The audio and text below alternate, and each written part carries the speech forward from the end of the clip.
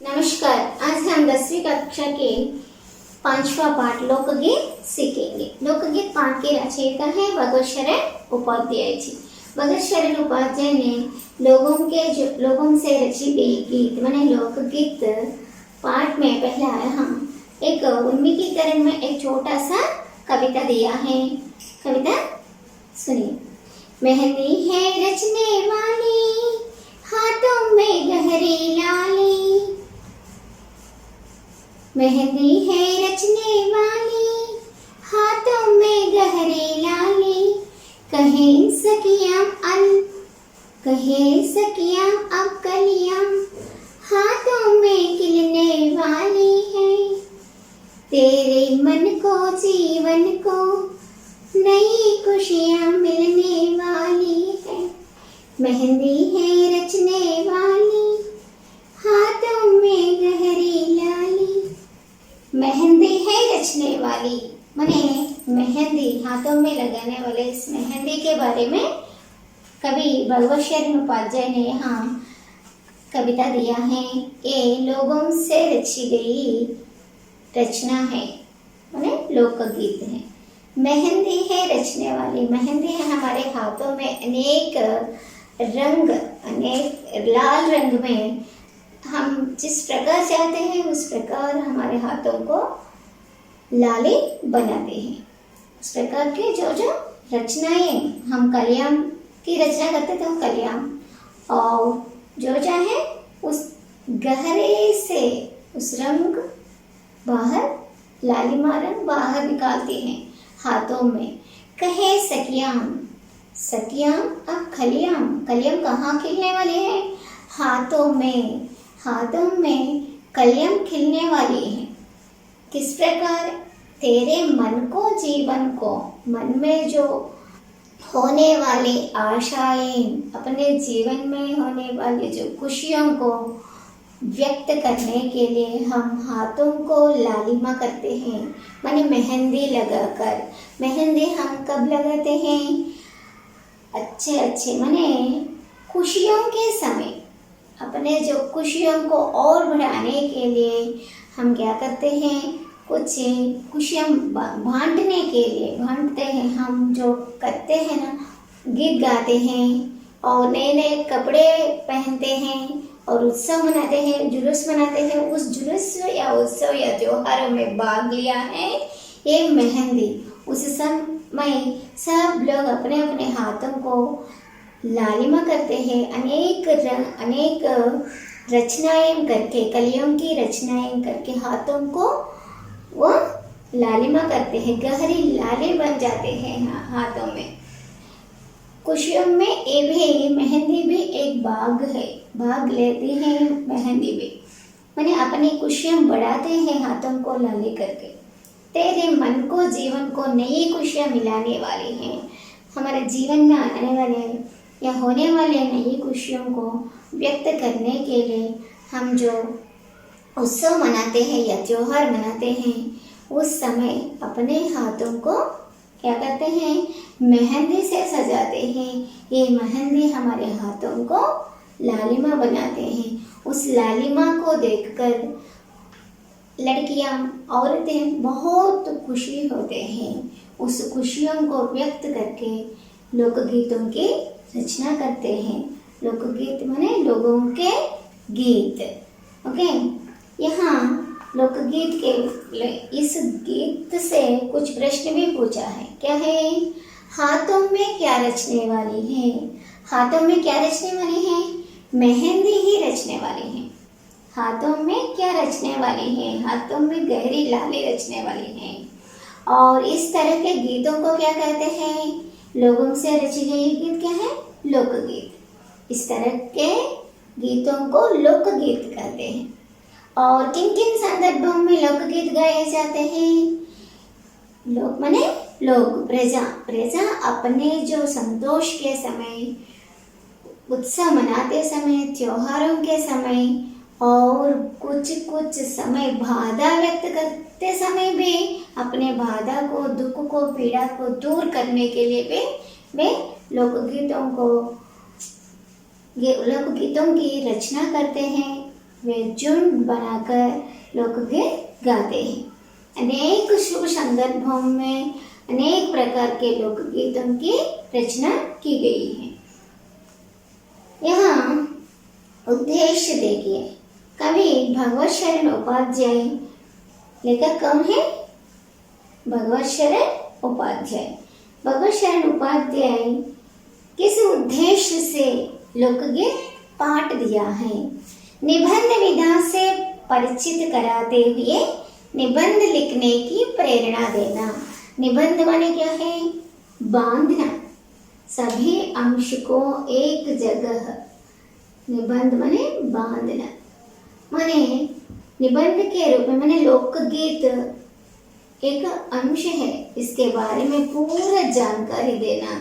लोकगीत माने क्या है? लोकगीत का जन्म कब हुआ, किस प्रकार हुआ, कौन रचना की, किस प्रकार रचना की, क्यों रचते हैं, इस तरह लोकगीत का पूरा जानकारी। निबंध माने बांधना, उसके बारे में पूरा जानकारी देना।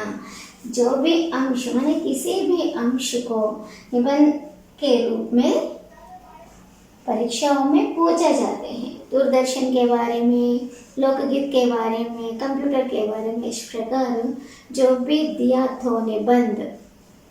वृक्षों के बारे में हम पूरा जानकारी, वृक्ष के बारे में वृक्ष माने क्या है और कितने प्रकार के वृक्ष है, वृक्षों से हमें क्या लाभ है, वृक्ष ना होने से क्या नष्ट है, इस प्रकार उसके बारे में पूरा जानकारी लिखना निबंध कहते हैं। निबंध माने बांधना, सभी जानकारी इकट्ठा करके लिखना है, माने बांधना में एक ही जगह पर लिखना।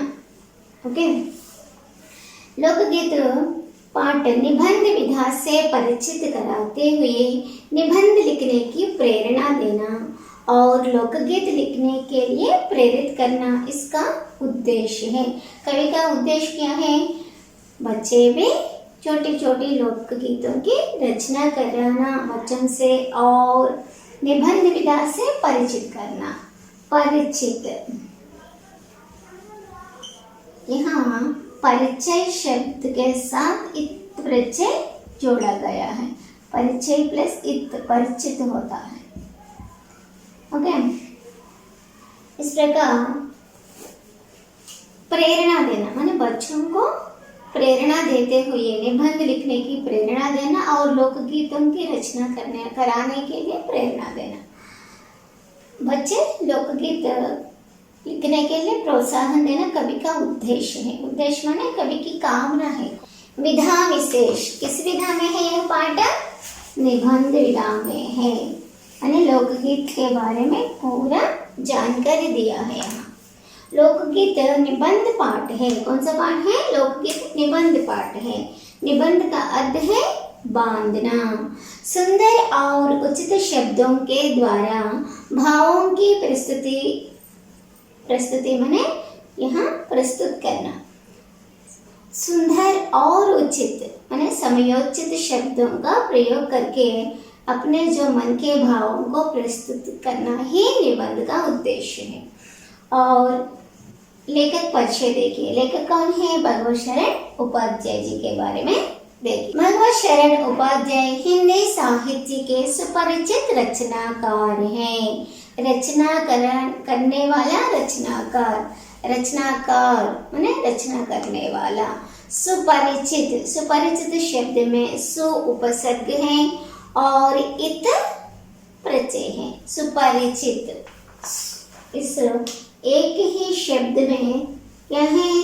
सुपरिचित एक ही शब्द है और इसमें सु उपसर्ग है और इत प्रत्यय भी है। सुपरिचित शब्द में उपसर्ग और प्रत्यय दोनों है। इनका जन्म, इनका माने भगवत शरण उपाध्याय का जन्म सन 1910 में हुआ। इनका जन्म कब हुआ?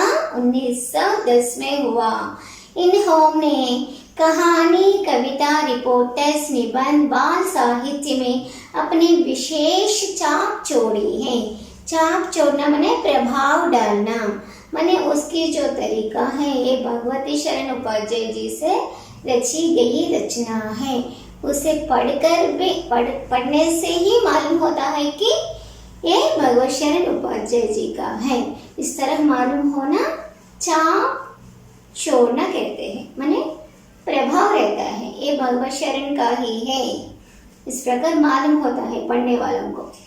विश्व साहित्य की रूपरेखा कालिदास का भारत, टूटा आम, गंगा गोदावरी आदि इनकी प्रसिद्ध रचनाएं हैं। इनकी प्रसिद्ध रचनाएं क्या है?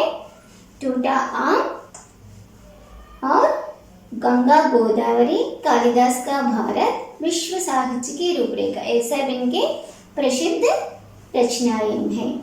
और इनका जन्म कब हुआ? 1910 में हुआ है। आप परीक्षा में भगवत शरण उपाध्याय जी के बारे में लिखो, ऐसा प्रश्न पूछते तो क्या करना चाहिए? अनुच्छेद के रूप में, माने पैराग्राफ के रूप में ही लिखना चाहिए। और प्रश्न भी पूछे जाते हैं। इस पाठ से हमें इस पाठ के विषय प्रवेश में देखिए, विषय प्रवेश क्या है? हमारी संस्कृति माने भूत, वर्तमान और भविष्य में अपने पूर्वजों से और अपने से की गई जो हर एक काम को संस्कृति माने अपने आचार विचार, रहन सहन, ये सब संस्कृति कहते हैं। ये सब हम पूर्वजों से अपनाकर दूसरी पीढ़ी को देना ही संस्कृति है। हमारी संस्कृति में लोकगीत और संगीत का अटूट संबंध है, माने न टूटा जाने वाला संबंध, इसे हम टूटा ना जा सकता है, माने गहरा संबंध है। और मनोरंजन की दुनिया में भी लोकगीतों का महत्वपूर्ण स्थान है। यहाँ इस सेंटेंस को देखिए, मनोरंजन की दुनिया में आज लोकगीतों का महत्वपूर्ण स्थान है, ऐसा भी लिख सकता है।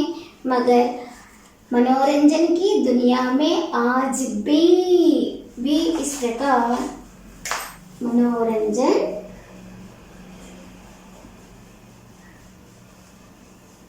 की दुनिया में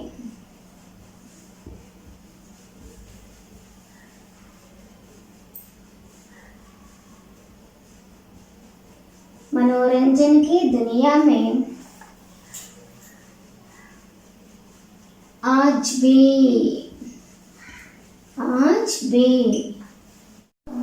लोकगीतों का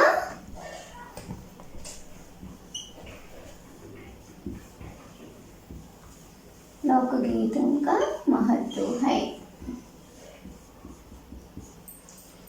व्याकरण की दृष्टि से यहाँ बी शब्द क्या है?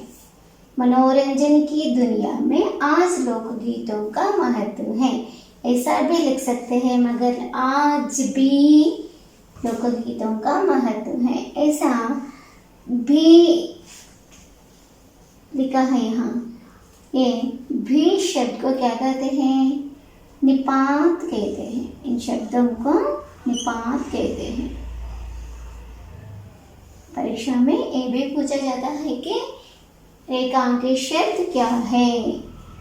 रेखांकित शब्द क्या है? बी, ये रहने या न रहने पर भी वाक्य में कुछ भी परिवर्तन ना होता है, इन शब्दों को निपात कहते हैं। बी, तो भी, ही,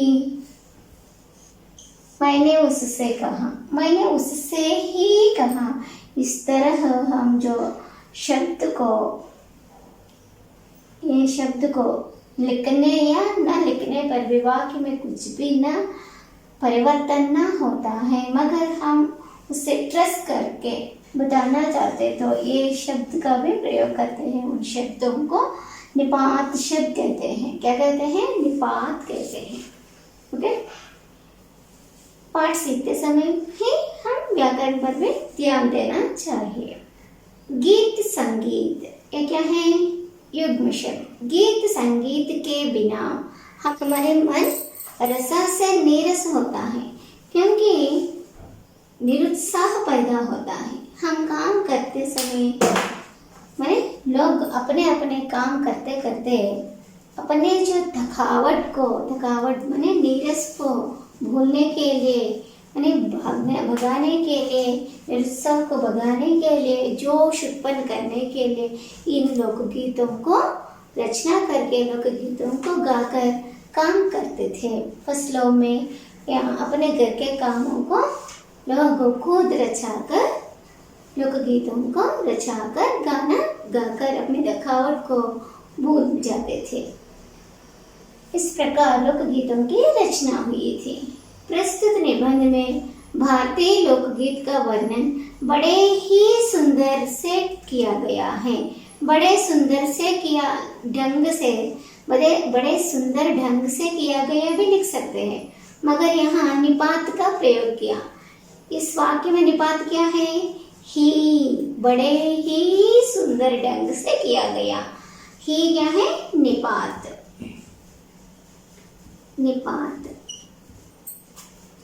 वाक्य की सुंदरता बढ़ती है, मगर न लिखने से वाक्य में कुछ भी परिवर्तन न होता है। उन शब्दों को निपात कहते हैं।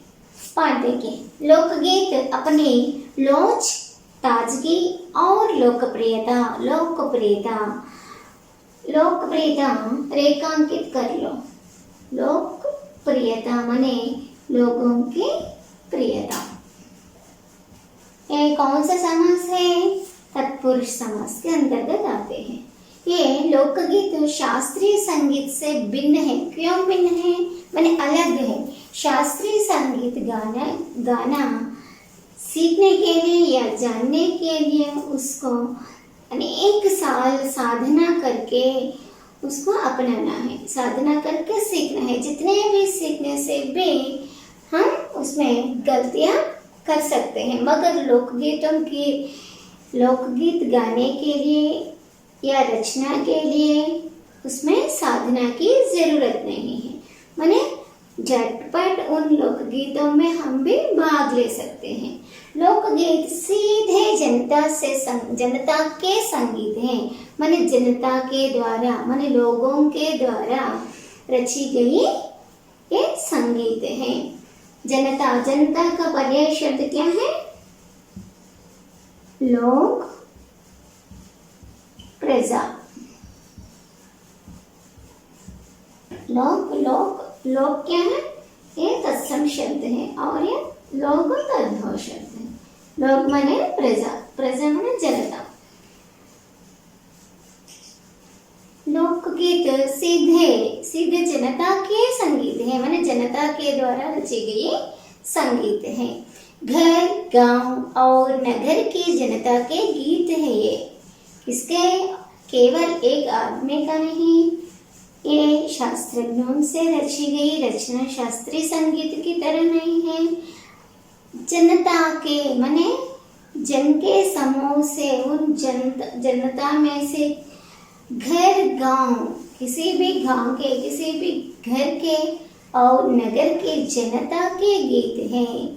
ये इनके माने इन लोकगीतों के लिए साधना की जरूरत, साधना माने प्रैक्टिस, साधना की जरूरत नहीं होती है। माने हम शास्त्रीय संगीत को अनेक साल साधना करना है और लोकगीतों के लिए साधना की जरूरत नहीं। खुद हम उस लोकगीत में भाग ले सकते हैं। लोकगीत त्योहारों और विशेष अवसरों पर ये गाए जाते हैं। विशेष अवसरों माने प्रसिद्ध या अपने जो संतोष या आनंद के समय लोकगीतों की रचना करके खुद गाते हैं और हमारे जो रिश्तेदार उसमें भाग लेते हैं। त्योहारों और विशेष अवसरों पर ये गाए जाते हैं। विशेष अवसर माने अपने घर में होने वाले शादी ब्याह, जन्मदिन के समय, विवाह महोत्सव के समय, हर एक जो संतोष के समय अपने आनंद को बढ़ाने के लिए लोकगीतों को गाए जाते हैं। सदा मीन्स हमेशा माने हर बार ये गाए जाते रहे हैं और इनके रचने वाले माने लोकगीतों की रचनाएं करने वाले भी अधिकतर माने ज्यादा से ज्यादा गांव के लोग माने ग्रामीण लोग, गांव के लोग माने ग्रामीण लोगों ही है, ग्रामीण लोग ही है। फिर यहाँ कौन सा शब्द आया? निपात। क्या आया है? निपात। अधिकतर तर क्या है? यहाँ जोड़ी गई प्रत्यय है, तर शब्द प्रत्यय। गांव के लोग माने ग्रामीण लोग, ग्रामीण माने गांव के लोग ही हैं। स्त्रियों ने भी, फिर यहाँ निपात आ गया, स्त्रियों ने भी इनकी रचना में विशेष भाग लिया है।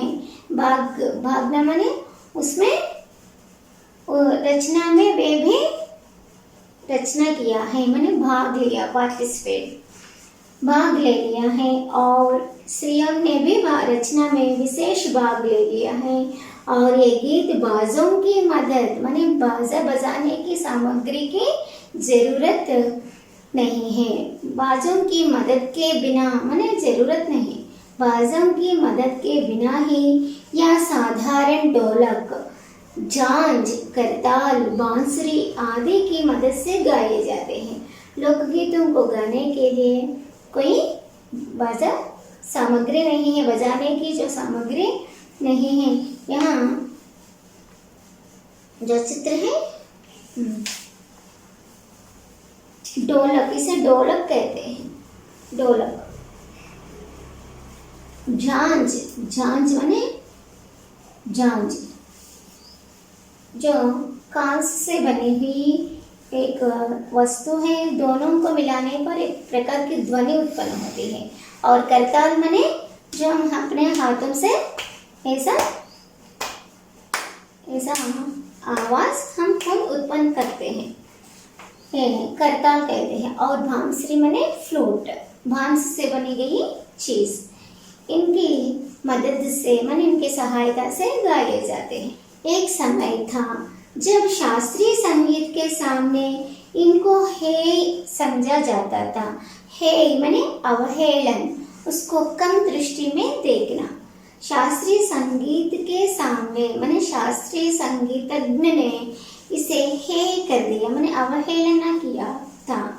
अभी हाल में माने प्रस्तुत स्थिति में अभी हाल तक इनकी बड़ी उपेक्षा की जाती थी, माने जितना शास्त्रीय संगीत को प्रोत्साहन करते थे उतना नहीं था।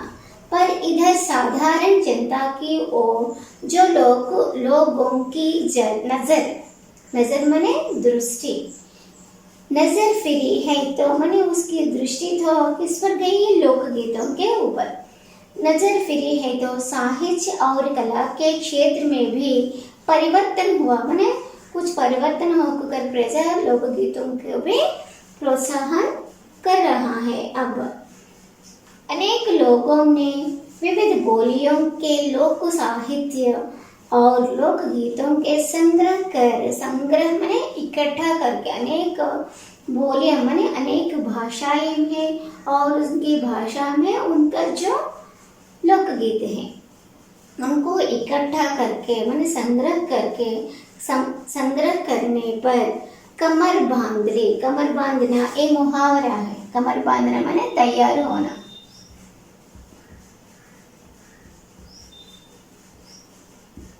कमर बांधना तैयार होना, कमर बांधना माने उसका जो साहित्य को लोकगीतों को इकट्ठा करके एक जगह पर रखना और उनको प्रोत्साहन देना, इन लोकगीतों को और कुछ सुरक्षित करना है। इस प्रकार अनेक संग्रह अब तक प्रकाशित हो गए हैं, माने प्रकाशित करना माने उसको भी प्रचार या प्रसार में वे भी तैयार हुए हैं।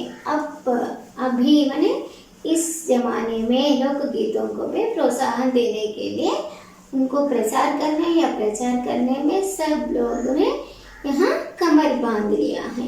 लोकगीतों के कई प्रकार हैं, माने अनेक प्रकार हैं। इनका एक प्रकार तो बड़ा ही ओजस्वी और सजीव है। ओजस्वी माने उत्तेजपूर्ण, और उसे सुनते ही लोग अपनाते हैं, माने उस काम करने के लिए प्रोत्साहन देते हैं। लोकगीत कुछ प्रकार के माने कुछ लोगों से रची गई लोकगीत इस प्रकार के होते हैं कि तुरंत उस लोकगीत को सुनने से सुनने वाले उस काम को करने के लिए जरूर अपना कमर बांधते हैं। स्वतंत्रता संग्राम में भी कुछ लोगों ने उनके माने वे अपने ही साहित्य में लोकगीतों या शास्त्रीय संगीत से जिस प्रकार अपने जो चेष्टा से, अपने जो कविताओं से, लोकगीतों से स्वतंत्रता संग्राम में भाग लिया है, किस प्रकार भाग लिया है उसको वो इस प्रकार लिखा है कि ओजस्वी माने उत्तेजपूर्ण ढंग से लिखा है, और वे सजीव है माने जीव, सजीव माने जीव है, उसमें उस काम करने के लिए आगे बढ़ते हैं लोग, तुरंत उसमें भाग लेने के लिए तैयार होते हैं। यह इस देश के आदिवासियों का संगीत है। आदिवासियों ने जो आदिवासियों का संगीत है जो मध्य प्रदेश, दक्कन, छोटा नागपुर में गोंड जाति के लोग, और गोंड कांड कहते हैं उसे, गोंड और बीले लोग रहते हैं, बील संधाल आदि फैले हुए हैं। वे अपने अपने जाति में अपने अपने लोकगीतों को रचते हैं, और इनके गीत माने उनसे रचे गए गीत, इनके गीत और नाच अधिकतर साथ साथ, एक पुनरुक्ति शब्द, साथ साथ और बड़े बड़े, साथ साथ बड़े बड़े क्या है, पुनरुक्ति शब्द है। साथ साथ बड़े बड़े,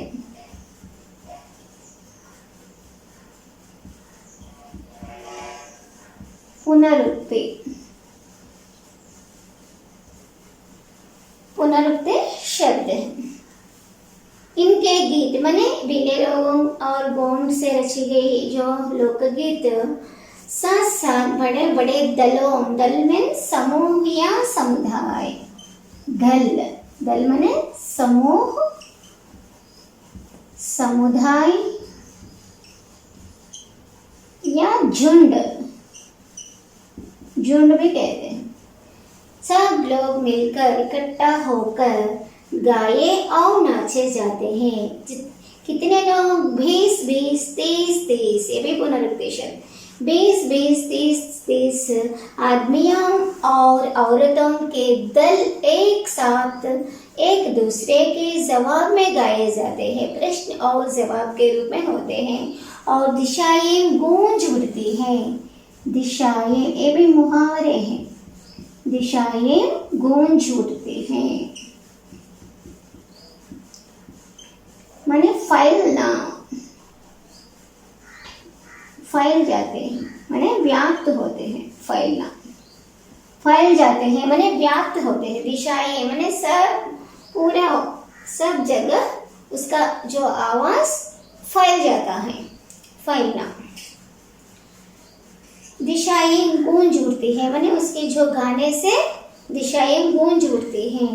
इनकी भाषा माने लोकगीतों की भाषा के संबंध में कहा जा चुका है कि ये सभी लोकगीत गांवों और इलाकों की बोलियों में गाए जाते हैं। माने गांव के लोग, ग्रामीण लोग, वे लोग अनपढ़ने के कारण उनकी जो भाषा किस प्रकार बोलते हैं उसी प्रकार वे अपने लोकगीतों को रचना करते हैं। उनकी बोली के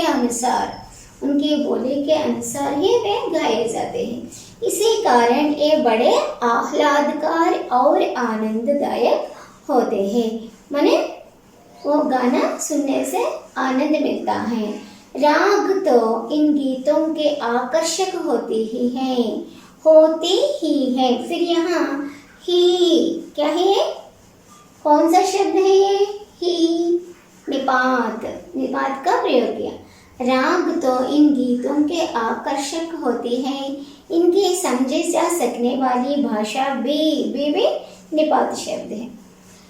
समझी जा सकने वाली भाषा भी इनकी सफलता का कारण है। लोकगीत साधारण बोली के अनुसार होने के कारण सुनने वाला तुरंत समझ लेते हैं, इसलिए ये गीत सफलता हो गए हैं। अनंत संख्या माने अनलिमिटेड, अनंत संख्या अपने देश में स्त्रियों के गीतों की ही हैं। स्त्रियों के गीत, स्त्रियां अपने जो शुभ अवसरों पर, विवाह महोत्सव या जन्मदिन के अवसर पर खुद अपने आप जो आनंद को व्यक्त करने के लिए तुरंत लोकगीतों की रचना करके गीतों को गाते हैं। है तो ये गीत भी लोकगीत ही, पर अधिकतर इन्हें औरतें ही गाते हैं, क्योंकि औरतें जो शुभ अवसरों पर गाए गीतों को गाते थे और इन्हें सिरजते भी अधिकतर ही हैं। इन्हें माने इन लोगों को सिरजते हैं अधिकतर औरत ही है, क्योंकि शुभ अवसरों में भाग लेने वाले औरत अपने जो खुशियां बांटते हैं सब औरतों से। वैसे मर्द रचने वालों या गाने वालों की भी कमी माने कम मात्रा में नहीं, पुरुष भी भाग लेते हैं जिस प्रकार स्त्रियां भाग लेते हैं, पर इन गीतों का संबंध विशेषतः स्त्रियों से है। माने ज्यादा से ज्यादा काम करते समय थकावट को भूलने के लिए अधिक से अधिक माने ज्यादातर औरत ही है। इस दृष्टि से भारत इस दिशा में सभी देशों से भिन्न है, क्योंकि भारत देश प्राचीन देश है और भारत की संस्कृति प्राचीन है और भारत त्योहारों का देश है। भारत में अनेक प्रकार के अनेक त्योहार हैं। इन त्योहारों के संदर्भ में स्त्रियां अपनी खुशियों को बांटने के लिए लोकगीतों को रचना किया था, क्योंकि संसार के अन्य देशों में स्त्रियों के अपने गीत मर्दों या जनगीतों से अलग और भिन्न नहीं है, जो मिले जुले ही हैं। ही फिर निपात शब्द आया। अन्य देशों के स्त्रियों के अपने गीत मर्दों या जनगीतों माने सभी मर्द एक साथ मिलकर गाते हैं और स्त्रियों से जुड़कर गाते हैं। इस तरह जैसा भारत देश में करते हैं वैसे अलग देशों में भी ये जनगीत या लोकगीतों को गाते थे, मिलजुल कर गाते हैं। एक विशेष बात यह है कि कौन सा बात, नारियों के गाने साधारणतः अकेले नहीं गाए जाते हैं। माने अकेला मीन्स एक ही, अकेला मीन्स एक, केवल एक ही गाना नहीं गाते हैं, अकेला नहीं गाए जाते हैं। दल बांधकर समूह में एक झुंड की तरह सब 10-10, 20-20, 30-30 लोग इकट्ठा करके अपने जो आनंद को व्यक्त करते हुए लोकगीतों को गाए जाते हैं। अनेक कंठ एक साथ, कंठ माने ध्वनि, आवाज, कंठ माने जो यहाँ से आवाज उत्पन्न होना। अनेक कंठ एक साथ फूटते हैं माने गूंज उठते हैं, उनका जो आवाज जिस प्रकार होने पर भी लोकगीत गाने योग्य है। मगर शास्त्रीय संगीत को गाने के लिए हमारे जो कंठ भी मधुर होना चाहिए, मगर लोकगीत गाने के लिए जिस प्रकार का होने पर भी हम उसमें भाग ले सकते हैं। यद्यपि अधिकतर उनमें मेल नहीं होता, फिर भी त्योहारों और शुभ अवसरों पर वे बहुत ही भले गाए लगते हैं। माने अधिकतर उसमें मेल है, माने मिल जाते हैं। माने कंठ एक तरफ ना होने पर भी उसमें इकट्ठा होकर गाना गाकर उसमें भाग लेते हैं। शुभ अवसरों और त्योहारों में उसमें भाग लेते हैं, उसका कंठ जिस प्रकार का होने पर भी। गांवों और नगरों में गायिकाएं भी होती हैं और गांवों में या नगरों में उनका जो गीत गाना, उनका जो शुभ समय आनंद को व्यक्त करने हुए गाना गाना चाहते हैं, नाचना चाहते हैं, मगर उनको ना आते तो वे एक गाने वालों के झुंड को बुलाकर वे गाए जाते हैं।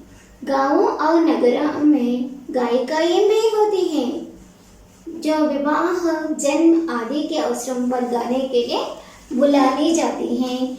और सभी ऋतुओं में स्त्रियां उल्लासित होकर दल बांधकर गाती हैं। सभी ऋतुओं में, श्रावण मास में, भाद्रपद मास में, आश्विन मास में अलग अलग त्योहार आते हैं। उस त्योहार के समय अलग अलग गीत होते हैं। होली के समय और भाद्रपद मास जय गणेश, गणेश महाराज के संबंध में कुछ गाने होते हैं। और वसंत ऋतु में वर्षा से संबंधित गाना होते हैं। और मेहंदी रखते समय अलग होते हैं, विवाह के समय अलग होते हैं, श्रावण मास के समय अलग होते हैं। इस प्रकार ऋतुओं के अनुसार अलग अलग गीत गाते थे। सभी ऋतुओं में स्त्रियां उल्लासित होकर, उल्लासित इसमें कौन सा प्रत्यय है? इत प्रत्यय है। उल्लास प्लस इत किन दो शब्दों से बने हुए शब्द? उल्लास एक शब्द है और इत एक शब्द। उल्लास प्लस इत, उल्लासित, दो शब्दों से बनी है। कौन सा प्रत्यय है? इत प्रत्यय। व्याकरण पर भी ध्यान दो। उल्लासित होकर, दल बांधकर, दल माने समूह में गाते हैं एक लोकगीतों को। पर होली, बरसात की खजरी आदि तो उनकी अपनी चीज है। उनकी अपनी चीज माने खुद गाते हैं, वे अपने आनंद को व्यक्त करते हैं। जो सुनते ही बनते हैं, वर्षा आते ही उनके जो मन से उत्पन्न होते हैं वो राग, इस प्रकार सुनते ही बनते हैं। और एक आदमी और एक औरत उस गाना को सुनने से उसमें भाग लेते हैं, सुनते ही उसमें भाग लेने के लिए तैयार होते हैं।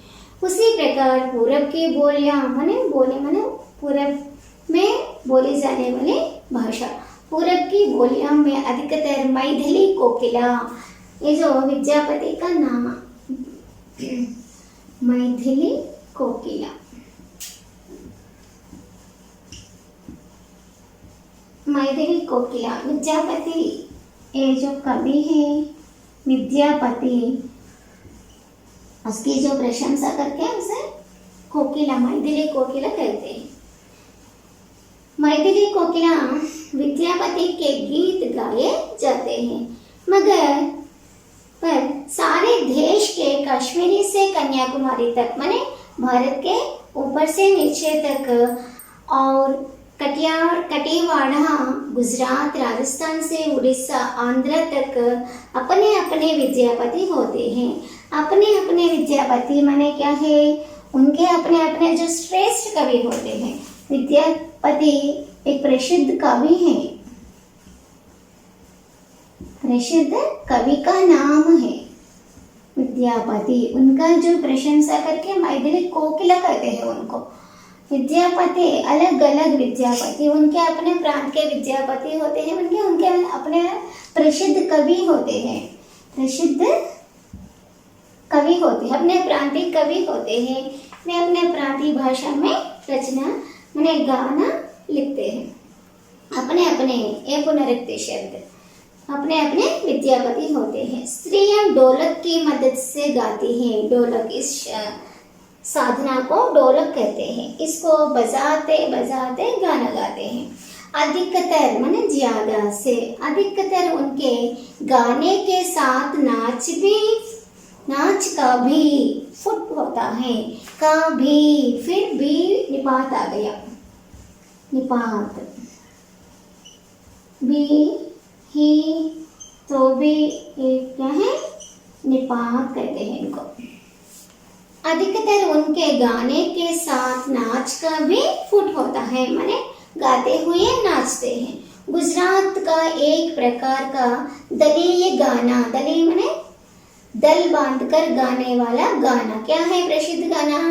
गरबा नृत्य, दलीय गायन गरबा है, जिसे विशेष विधि से घेरे में माने घेरे में घूम घूम कर औरतें गाती हैं। माने इस प्रकार वो गाते हुए, घूमते हुए गाते हैं और नाचते हुए गाना भी गाते हैं। साथ ही लड़कियां भी बजाती जाती हैं। औरतें और लड़कियां मिलजुल कर गाना गाते हुए नाच भी करते हैं। जो बाजे का काम भी करते हैं, बाजा भी बजाते हैं। इसमें नाच गान साथ साथ चलते हैं, माने नाचते हैं और गाते भी हैं। वस्तुतः यह नाच ही है। फिर निपात शब्द आया है ही। सभी प्रांतों में यह लोकगीत यह लोकप्रिय है। सभी प्रांतों में यह लोकप्रिय हो चला है। माने गरबा नृत्य को सभी प्रांत के लोग भी पसंद करते हैं, माने प्यार करते हैं। लोकप्रिय माने लोगों का प्रिय नृत्य गरबा। माने जिस प्रांत के लोग होने पर भी इस गरबा नृत्य को वे भी चाहते थे, माने वे भी पसंद करते हैं। इसी प्रकार होली के अवसर पर ब्रज में रसियां चलती हैं और जिसे दल के दल लोग गाते हैं। स्त्रियां विशेष तौर पर अनेक स्त्रियां इकट्ठा करके ब्रज में रसियां चलाते हैं। रसियां चलता है माने गाना गाते हैं। गांव के गीतों के वास्तव में अनंत प्रकार माने अनलिमिटेड माने गांव में रची गई रचनाएं माने गीत अनेक प्रकार के होते हैं। जीवन जहाँ इटला इटला कर लहराता है, माने जीवन में अपने चालू जीवन में अनेक प्रकार के शुभ अवसर होते हैं। उन शुभ संदर्भों को लोकगीत, उन शुभ संदर्भों के अनुसार लोकगीतों को भी रचना की गई है। वहाँ भला आनंद के स्रोत की कमी हो सकती है, अपने जो आनंद को प्रकट करने के लिए कम नहीं है। आनंद जितना भला होता है हमारा जीवन, उतना आनंद को हम प्रकट करते हैं लोकगीतों के द्वारा। उद्दाम जीवन के वहाँ के अनंत संख्यक गाने के प्रतीक हैं। उद्दाम जीवन माने अपने जो जीवन यापन में, अपने जीवन यापन में हम हर दिन हर एक काम करते हैं। हर एक काम करते हुए अनेक प्रकार के कामों में भाग लेकर हम अपने जो थकावट को भूलने के लिए अनेक प्रकार के गीतों को रचना किया है। उन रचनाओं से वह अपने मन की थकावट दूर करके आनंद में लीन होकर अपने कामों में लीन होते हैं, अपने अपने कामों में लीन होते हैं। इस तरह के अनेक गीत हैं। और अपने जो प्रांत तेलंगाना प्रांत की प्रसिद्ध लोकगीत क्या है? बतकम्मा बतकम्मा उయ్యాలో బంగారు బతుకమ్మ ఉయ్యాల, बतकम्मा बतकम्मा उయ్యాలో బంగారు బతుకమ్మ उయ్యాల। ये गीत सबको नहीं आता गाना, सुनते ही मगर सब उसमें भाग लेना चाहता है और इस गाने के साथ नाचने के लिए सभी औरत बहुत प्रेरित होकर उसमें भाग लेते हैं। सभी औरत उत्सुकता से उसमें भाग लेते हैं। बतकम्मा त्योहार आते ही वे अपने जो लोकगीत से तैयार होते हैं, मगर किसी को न आते तो भी उसमें उस बतकम्मा नृत्य में बतकम्मा नृत्य करते हुए, पूजा करते हुए जो लोग, जो औरत दिखाई देता है उसमें भाग लेने के लिए तैयार थे। परीक्षा में अपने प्रांतीय भाषा के लोकगीत लिखो, इस प्रकार के प्रश्न भी पूछे जाते हैं। अपने अपने जो प्रांत के लोकगीत 4-5 पंक्तियों में लिखना है। ओके, धन्यवाद।